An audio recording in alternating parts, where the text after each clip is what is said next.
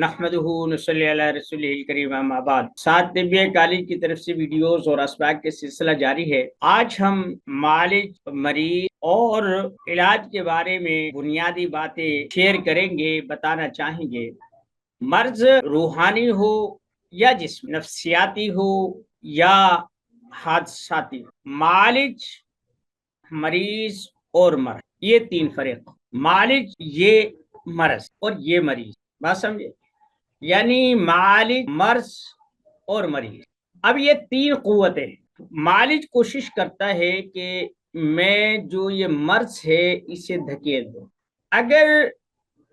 مریض معالج سے تعاون کرے تو مریض اور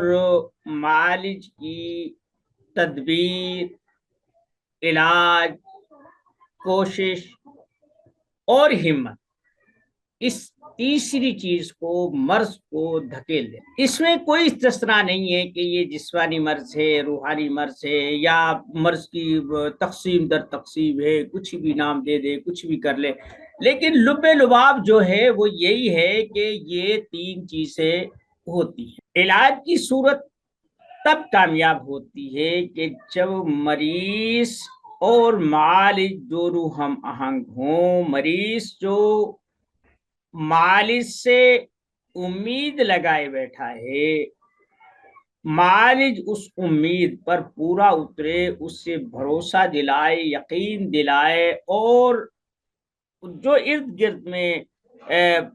یوں سمجھے کہ ذرائع ہیں، جیسے ماں باپ، بہن بھائی، یار دوست، معاشرتی طور پر، وہ ایسا ماحول پیدا کر دے کہ اس کے لیے یقین کرنا آسان ہو جائے کہ یہ جو معالج ہے یہ واقعی قابل ہے، میرا علاج کر دے گا۔ جب یہ چیز پیدا ہو جاتی ہے تو مریض جلد یا بدیر صحت مند ہو جاتا ہے۔ موت زندگی کا یہاں میں ذکر نہیں کر رہا، یہ کوئی اور چیز ہے۔ اب اگر معالج قابل ہے، اس کی مرض کو سمجھتا ہے، اس نے تشخیص کر دی ہے، اور وہ غذا و خوراک کا بھی خیال کرتا ہے، موسمی اثرات سے بھی بچنے کی تدابیر تجویز کرتا ہے، تو مریض کسی نہ کسی حد تک فائدہ اٹھا ہے۔ اگر مریض جو ہے وہ معالج کی بات نہ مانے، مناسب جو دیے گئے پرہیز ہیں انہیں پورا نہ کرے، مناسب غذا نہ کھائے، وہ معالج کی ہدایات کو نظر انداز کر دے، تو معالج کتنا بھی ماہر ہو وہ کما حق کہو کامیابی حق۔ اب ہمارے ہاں جو روایت ہے، کنسپٹ پایا جاتا ہے علاج کا، وہ ہے مجربات۔ آپ نے مجھ سے کوئی نسخہ سنا، اس کی تعریف سنی، آپ نے نوٹ، آپ نے میرے نام کے ساتھ کسی بھی حاذق، حکیم، طبیب، معالج سے کوئی نسخہ، مثلا کوئی آدمی ہڈیوں کے جوڑ کو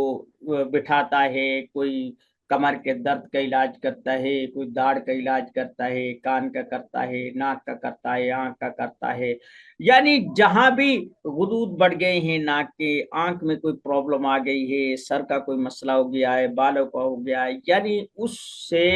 لوگ مطمئن ہیں، اس سے علاج کرواتے ہیں۔ وہ اس بارے میں مشہور ہے کہ یہ آدمی گردے کا معالج ہے، دل کا ہے، دماغ کا ہے، پتے کا ہے، تلی کا ہے، آنتوں کا ہے، معدے کا ہے۔ اب لوگ دھڑا دھڑ اس پر یقین کر رہے ہیں، تو نیا آنے والا مریض جو ہے اس سے بتانے کی ضرورت نہیں ہے۔ جو مریض آ رہے ہیں، جا رہے ہیں، ایک سلسلہ لگ رہا ہے، اور جو اشتہار لگ رہے ہیں، جو اس کی ایڈورٹائزمنٹ ہے، یا لوگوں سے جو اس کے بارے میں سنا ہے، وہ سب اس کی یقین کی پختگی کا سبب بنتے۔ آپ کوئی روحانی لوگ لے لیں، کوئی منتر جنتر، تعویذات، نقش، چلے، وظائف، یا یوں لگا لیں کہ جنہیں ہم بزرگی کی معراج سمجھتے ہیں، تو رائے امتیاز سمجھتے ہیں کہ جو آدمی جھاڑ پھونک کرتا ہے، اس کے ہاتھ میں، اس کی پھونک میں طاقت ہوتی ہے، شفا دیتا ہے، بڑے بڑے پیروں کی گدی نشینی اسی پر منحصر ہے۔ کہ جناب وہ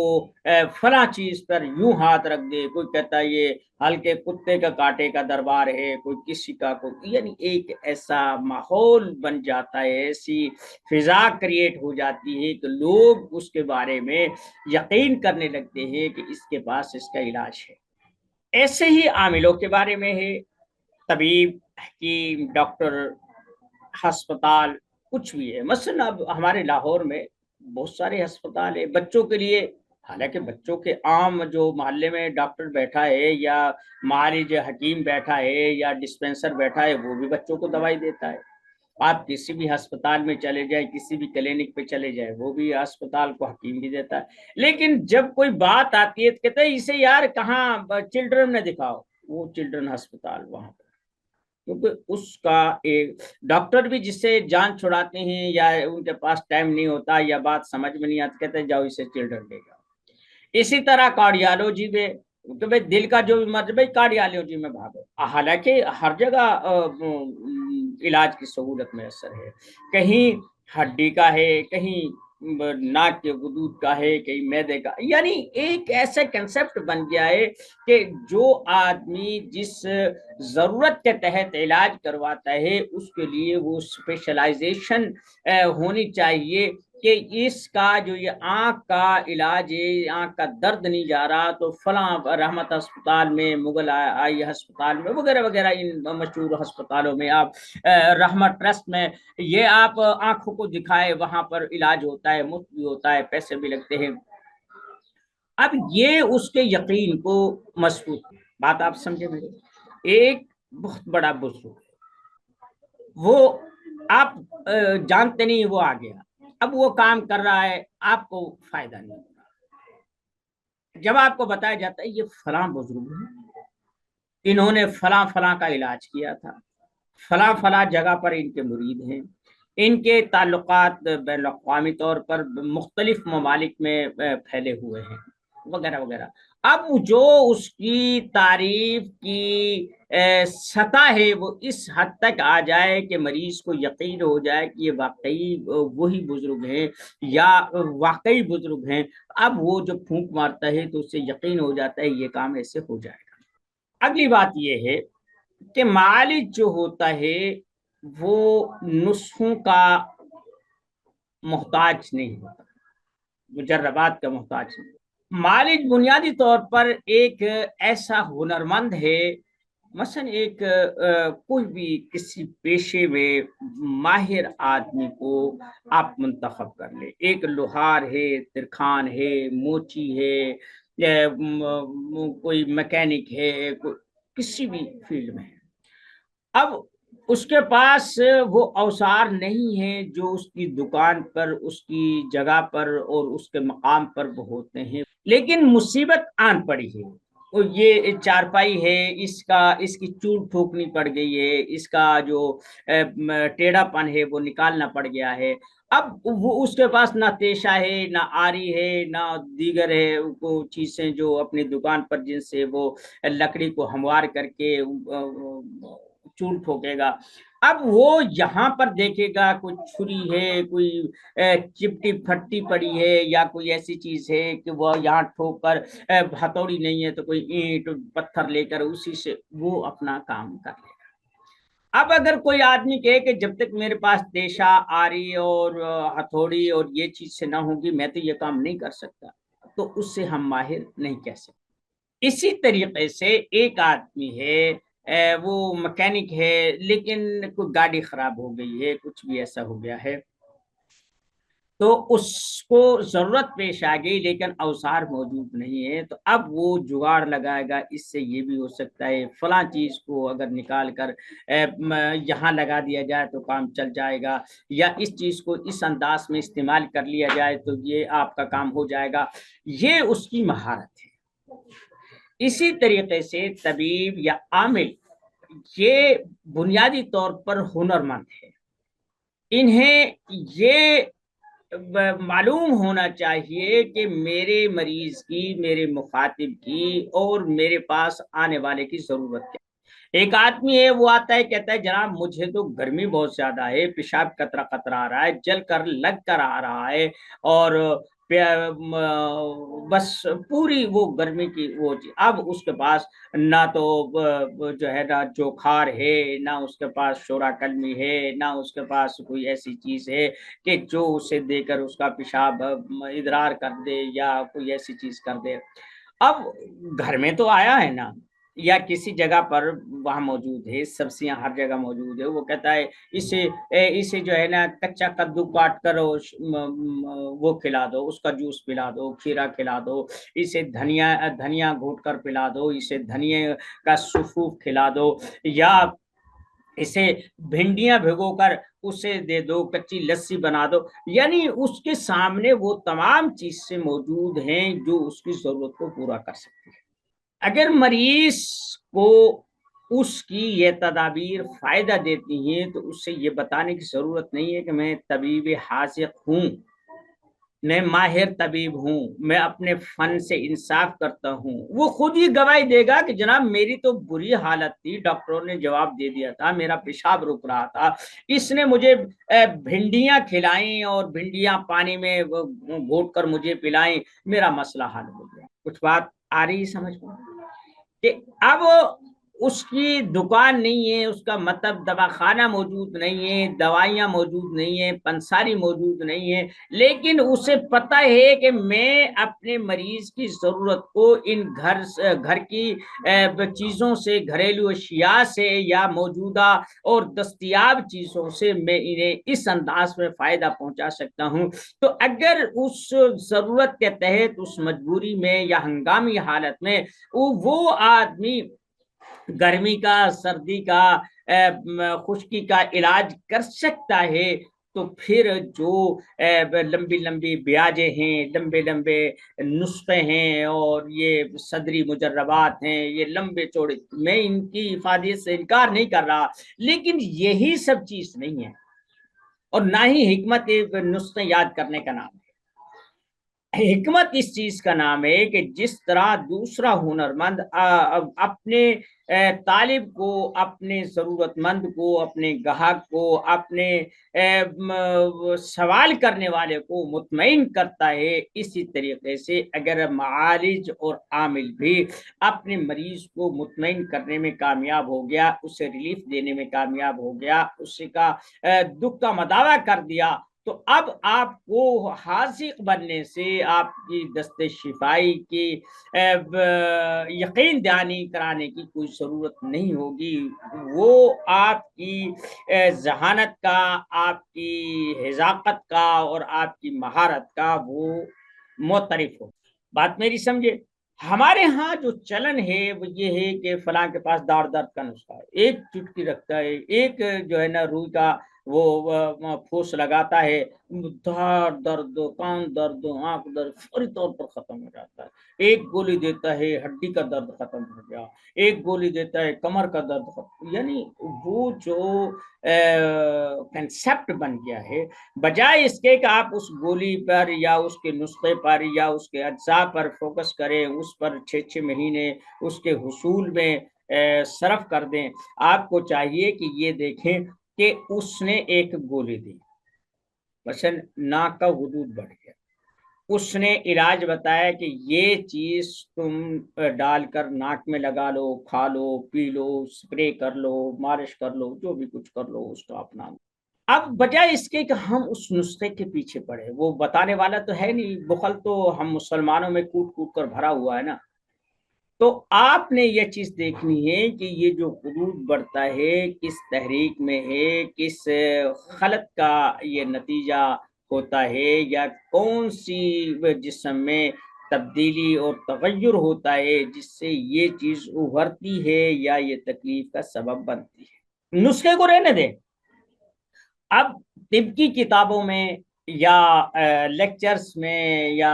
بیاجوں میں، اب جہاں بہت ساری چیزیں وہ مجربات لکھتے ہیں، وہاں پر اسباب بھی لکھتے ہیں کہ یہ جو ناک کی ہڈی ہے یہ غدی تحریک میں بڑھتی ہے، اور اس میں آپ یہ کر لیں، وہ کر لیں۔ اب آپ کو اس نسخے کی یا اس جھنجٹ کی ضرورت نہیں ہے کہ جو آپ کو نسخے کے حصول میں ترلے منتیں یا احسان مندی کی ضرورت نہیں ہے. آپ یہ چیز دیکھیں کہ یہ جو فلاں تحریک ہے، فلاں سبب ہے یا فلاں خلط ہے، اس کو اگر میں اعتدال پہ لے آؤں گا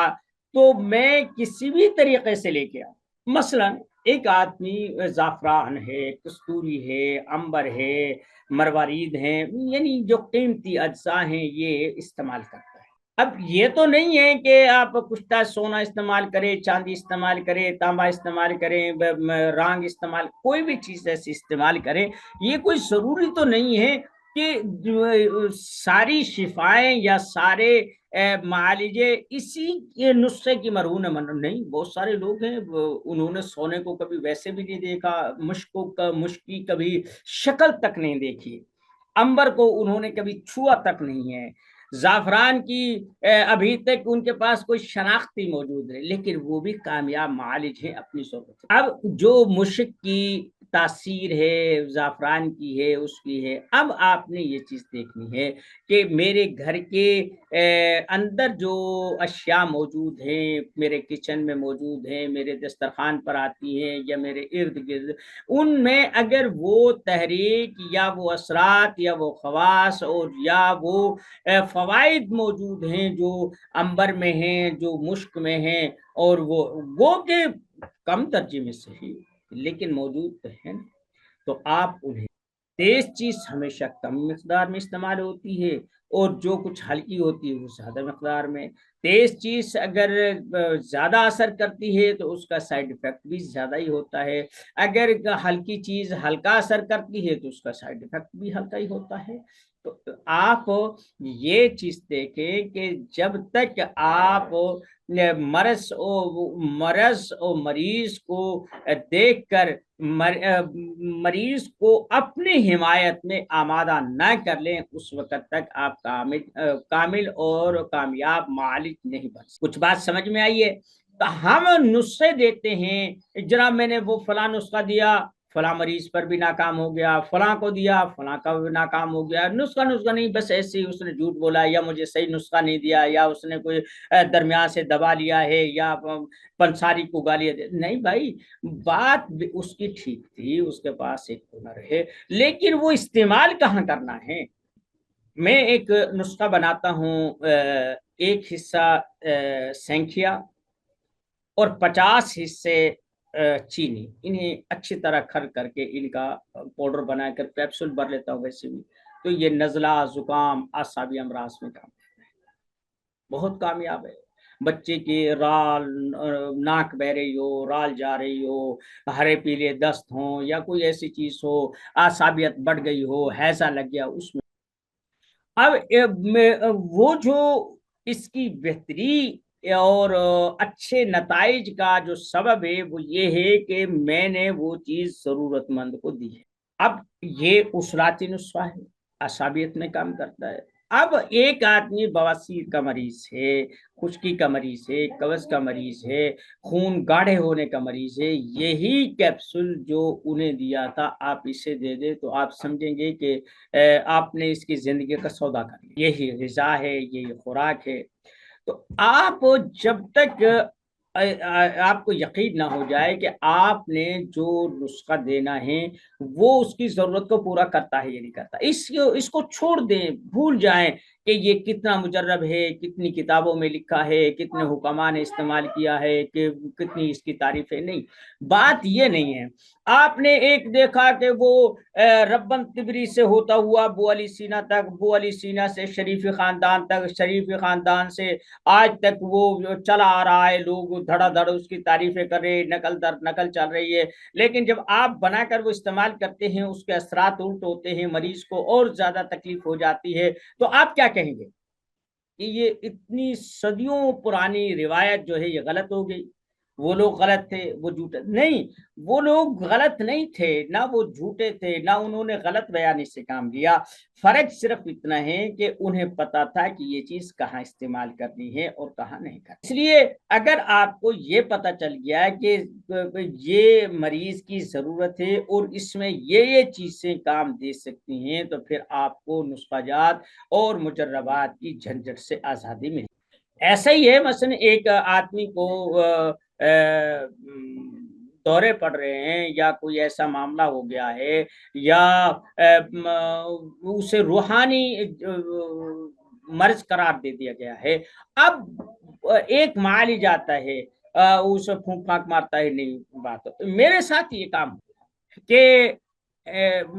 کئی دفعہ ایسا ہوا، یہ میرے تجربات ہیں، میں ناکامیاں نہیں کہتا، میں انہیں تجربات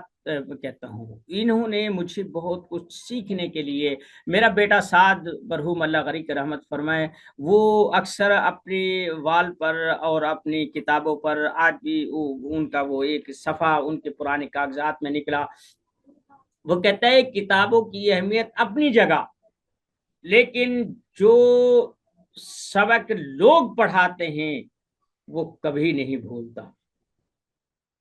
تو جو تجربات سکھاتے ہیں وہ کہیں بھی نہیں بھول۔ میرے ایک دوست تھے، میں عام طور پر سادہ ہوتا ہوں، جبہ کبا یہ ساری چیزیں کچھ نہیں ہوتا، بعض دفعہ اگر مجھے کہیں جانا بھی ہو، گھر کے جوتے کپڑے ہوتے میں انہیں میں چلا جاتا ہوں، کوئی خاص اہتمام نہیں کرتا۔ اور بعض دفعہ اور اسی سادگی یا اسی عامیت کی وجہ سے لوگ کہتے ہیں یار یہ بھی کوئی ہے، یعنی ان کے نزدیک جتنا کوئی بڑا عامل ہے، جتنا بڑا کوئی حکیم ہے، اس کی تراش خراش، اس کا ڈیل ڈول اور اس کا جو چہرہ مورا ہے، اس کا ایک خاص کنسپٹ ہوتا ہے، اس کے مطابق ہونا چاہیے۔ جب میں وہاں جا کر بیٹھتا ہوں، عام سی باتیں کرتا ہوں، تو بہت سارے تو وہیں پہ بدک جاتے ہیں، نہیں یار یہ تو ایسی بات نہیں ہے، یہ تو ہمیں ایسا محسوس نہیں ہو۔ انہوں نے مجھے بلایا، جو میری سمجھ میں آئے، میں نے علاج تجویز کیا، نہیں ٹھیک ہو۔ ایک آدمی جو میرا ہی شاگرد تھا، بہت سطحی قسم کا عامل تھا یا طبیب تھا، اس سے بلایا، اس کی شہرت اس نے سن رکھی تھی اور اس کا پتہ تھا کہ یار وہ آ رہا، اچھا جس کا علاج جس نے اس کا علاج کیا تھا، فلاں کا کیا تھا، پھپھو کا کیا تھا، ماسی کا کیا تھا، کزن کا کیا تھا، تائی کا کیا تھا، فلاں گاؤں میں کیا تھا، فلاں شہر میں کیا تھا، فلاں امیر کا، یعنی ایک ایسے کچھ ہوا بن جاتا ہے۔ اب وہ آیا، اس نے اپنا جو بھی کچھ کیا تھا، پہلی بات ہے کہ جب اس نے مجھے دیکھا تو اس کا رنگ اٹھ گیا، کہتے استاد جی جب آپ بیٹھے تو مجھے بلانے کی کیا ضرورت تھی۔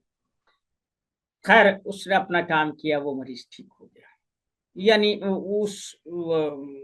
بے ہوش تھا یا جو بھی کچھ تھا وہ ہوش میں آیا، وہ کھایا پیا جو بھی کچھ تھا، کھانا کھونا کھایا، تو اس دوران میں وہ جو عامل صاحب تھے وہ آئے، استاد جی استاد جی، اب وہ اپنی پلیٹ سے بھی جو ہے نا سالن نکال کر میری پلیٹ میں ڈالے اور آگے آگے ہر چیز آگے کرے، استاد جی یہ بھی لے یہ بھی لے یہ بھی لے۔ اب وہ جو مریض تھا اور گھر والے تھے وہ پریشان کہ ہم نے تو اتنے بڑے اس عامل کو بلایا اور یہ اسے ہی جو ہے نا آنر دے رہا ہے، عزت دے رہا ہے۔